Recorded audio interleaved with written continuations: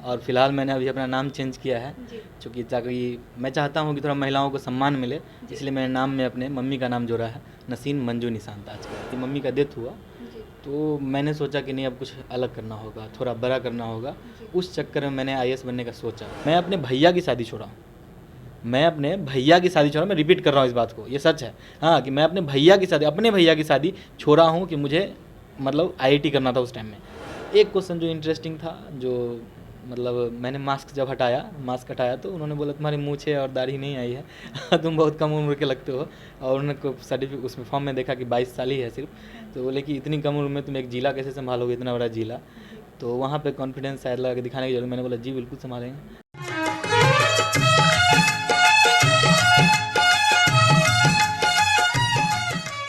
नमस्कार, मैं हूं सुनिधि और आप देख रहे हैं द फुल वॉल्यूम। आज हमारे साथ नसीन सर हैं, जिन्होंने 64वीं बीपीएससी में क्वालिफाई किया था और वो बिहार के सबसे कम उम्र के एसडीएम हैं। तो आइए बात करते हैं उनसे और जानते हैं उनकी जर्नी के बारे में। नमस्कार सर, स्वागत है आपका। नमस्कार मैम। जी मैम, थैंक यू। सर, सबसे पहले तो हम आपसे ये जानना चाहेंगे, आपका पूरा नाम क्या है? नसीन कुमार निशांत। और फिलहाल मैंने अभी अपना नाम चेंज किया है, चूँकि ताकि मैं चाहता हूँ कि थोड़ा महिलाओं को सम्मान मिले, इसलिए मैंने नाम में अपने मम्मी का नाम जोड़ा है, नसीन मंजू निशांत आज के बाद से। वाह, बहुत अच्छा है आप। Thank you. सर, आप हैं कहाँ से? सीतामढ़ी जिले का हूँ। जी। सीतामढ़ी जिला में बासोपट्टी एक गांव है, उस छोटा सा गांव है, उस गांव का रहने वाला हूँ। जी।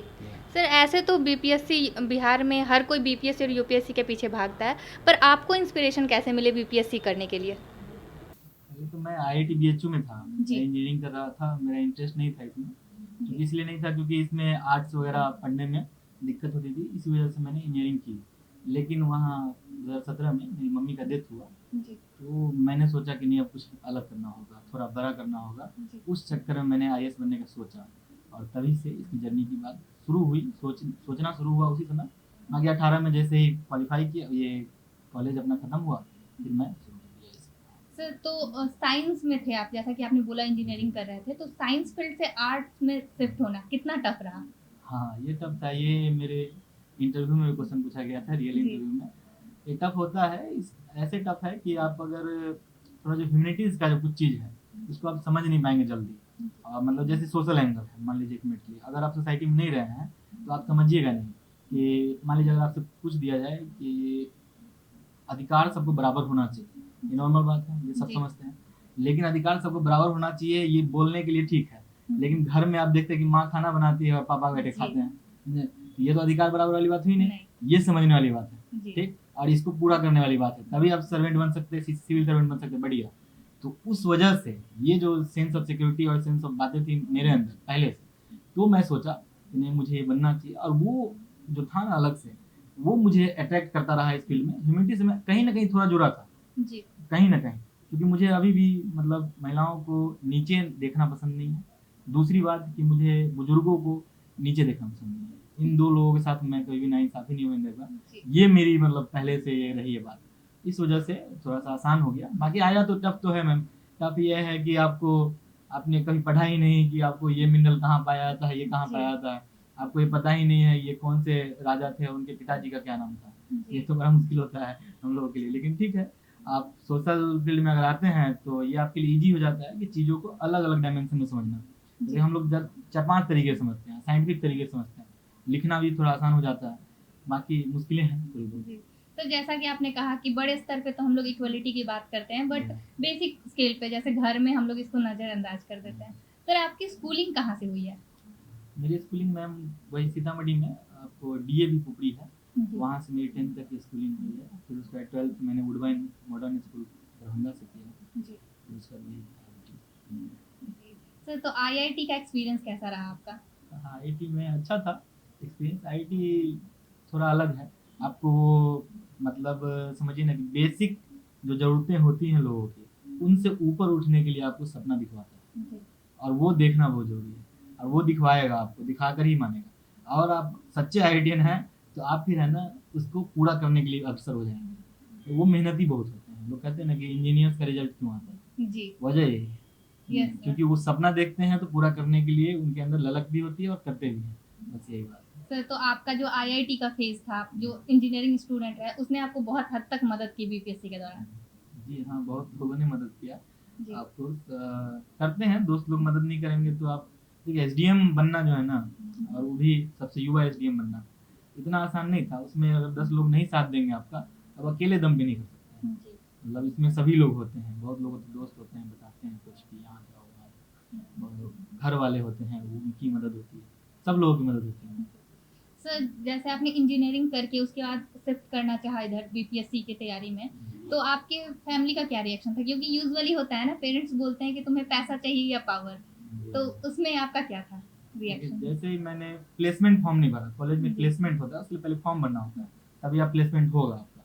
तो हम चूंकि कॉलेज में अपने वन ऑफ द टॉपर्स में से थे, तो भी मैंने प्लेसमेंट फॉर्म नहीं भरा, ये सोच करके कि मैं अगर प्लेसमेंट फॉर्म भर दूंगा तो मैं इधर कहीं चला जाऊंगा जी। पैसे की कमी की वजह से, जी। इसलिए मैंने भरा ही नहीं, ताकि मैं एक फिक्स रहे कि मुझे अब इधर ही जाना है, सिविल सर्विस ही करना है। उसके बाद क्या हुआ कि अब एग्जाम होता है, रिजल्ट में टाइम लगता है, तब तक पापा मन ही मन दुखी रहते थे।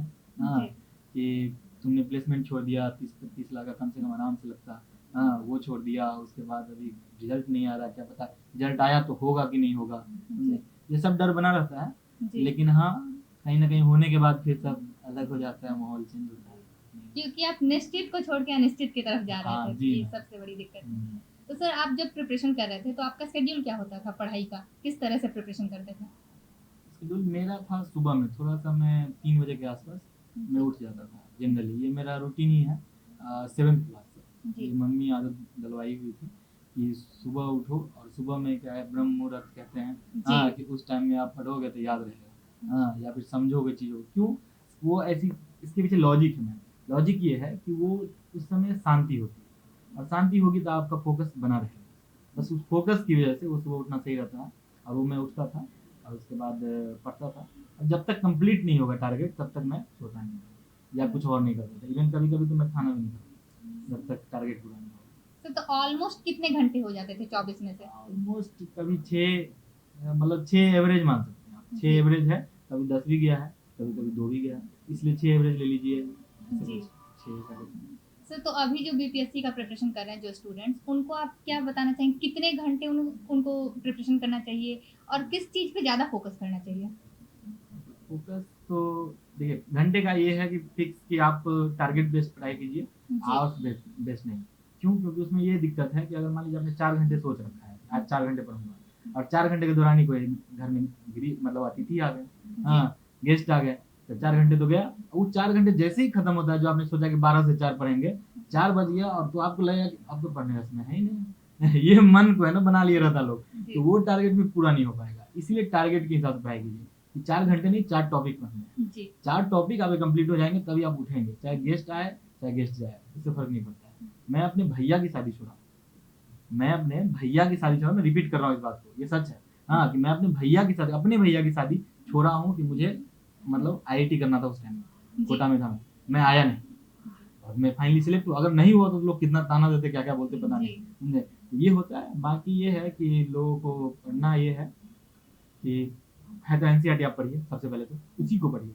मेरा सिर्फ एनसीईआरटी की वजह से सिलेक्शन हुआ, और एनसीईआरटी में सिर्फ सिलेक्शन नहीं हुआ है कि मेरे से मेरा बहुत अच्छा मार्क्स है, और वो मार्क्स तभी आता है जब आपका कंसेप्ट बहुत क्लियर होगा। कंसेप्ट सिर्फ एनसीईआरटी से। जी सर आपने अभी बोला भैया की शादी छोड़ी, हम ये जानना चाहेंगे आप कितने भाई बहन हैं?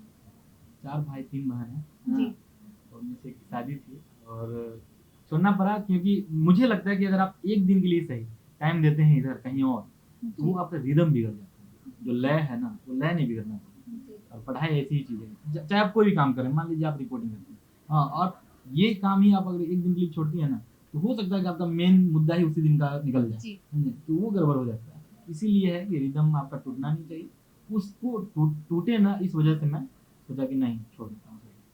सर आपने जब एग्जाम दिया था बीपीएससी का, उसके बाद इंटरव्यू से पहले कोरोना आ गया और लॉकडाउन हो गया, तो वो फेज कितना कठिन रहा? बहुत मुश्किल था मेरे लिए, बहुत मुश्किल था, क्योंकि मेरे को कोरोना हो गया जी। फर्स्ट फेज में मुझे कोरोना हुआ, और बहुत मतलब अच्छा लेवल का हुआ।